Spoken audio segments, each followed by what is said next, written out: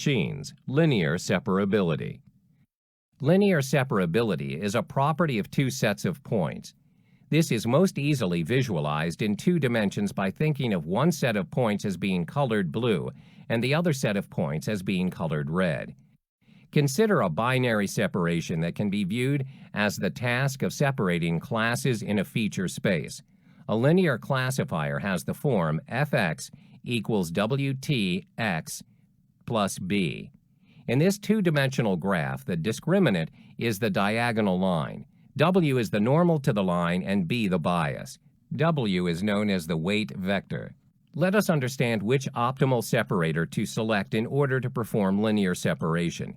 It's difficult to evaluate the optimal separator as you may have multiple linear separability options available.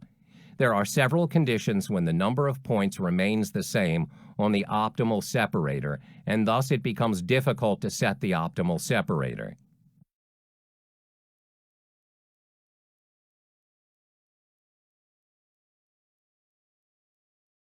Support vector machines, classification margin. Let's look at the concept of classification margin. The classification margin is the difference between the classification score for the true class and greatest classification score for the false classes. Insisting on a large margin reduces the capability of the model. The range of angles at which the fat decision surface is placed is smaller than for a decision hyperplane. A classifier with an outsized margin makes no low-certainty classification decisions.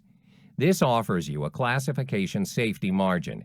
A small error in activity or a small document variation won't cause a miscalculation. What is the Euclidean distance from a point on vector x to the decision boundary? We denote it by vector r. We know that the shortest distance between a point and a hyperplane is perpendicular to the plane and hence parallel to vector w.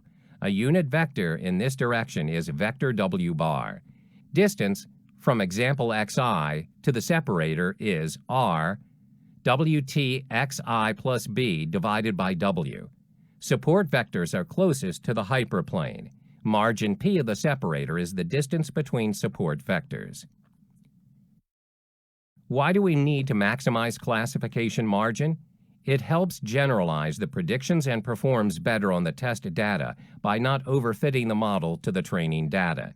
It also helps take care only of the support vectors, ignoring other training examples.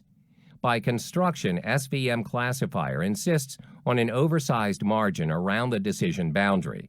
Compared to a decision hyperplane, if you have to put a fat extractor between classes, you have fewer selections of where it may be placed.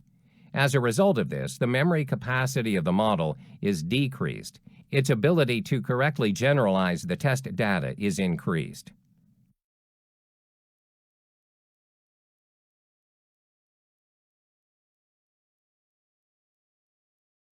Linear SVM, mathematical representation. Let training set xi yi I equal 1 and xi rd yi set of -1, 1 be separated by a hyperplane with a margin p, then for each training example xi yi. The points closest to the separating hyperplane are support vectors. The geometric margin of the classifier is the maximum width of the band that can be drawn separating the support vectors of the two classes. That is, it is twice the minimum value over data points for vector r in the given equation, or equivalently, the maximal width of one of the fat separators. The geometric margin is clearly invariant to scaling of parameters. Geometric margin is inherently normalized by the length of vector w. This means that we can impose any scaling constraint we wish on vector w without affecting the geometric margin. For every support vector of x, s, the given inequality is an equality. After rescaling w and b by p over 2, in the equality you obtain the distance between x. The hyperplane is this formula. Then the margin can be explained through rescale to wb as this formula. Now we are going to optimize a quadratic function dependent on linear constraints. Quadratic optimization problems are a standard, well-known class of mathematical operation problems, and many algorithms exist for solving them. The solution involves constructing a dual problem where Lagrange multiplier AI is associated with each constraint, as seen in this formula in the primal problem. You can reformulate the problem as shown below.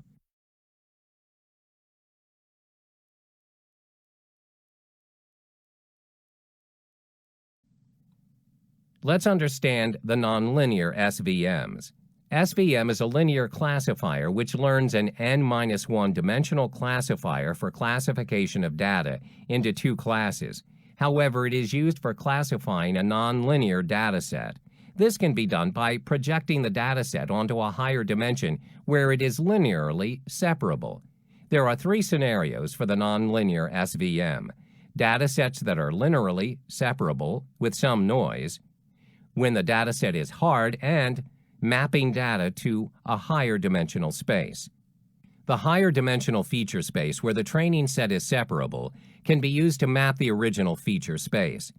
Introduce another feature, z, equals x2 plus y2 into the dataset in order to use SVM for classifying this data, thus projecting the two-dimensional data into three-dimensional space. The first dimension represents the feature x, second dimension represents y, and third dimension represents z.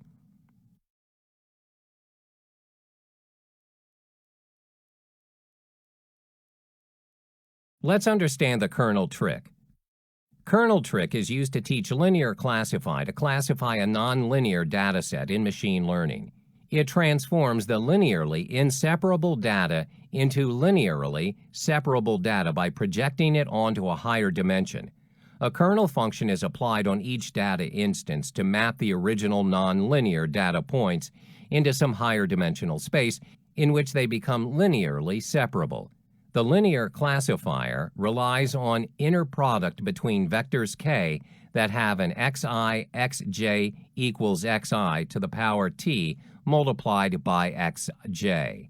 If every data point is mapped into a high-dimensional space via some transformation phi in the ratio of x pointing to phi of x, the inner product becomes k of xi xj equals phi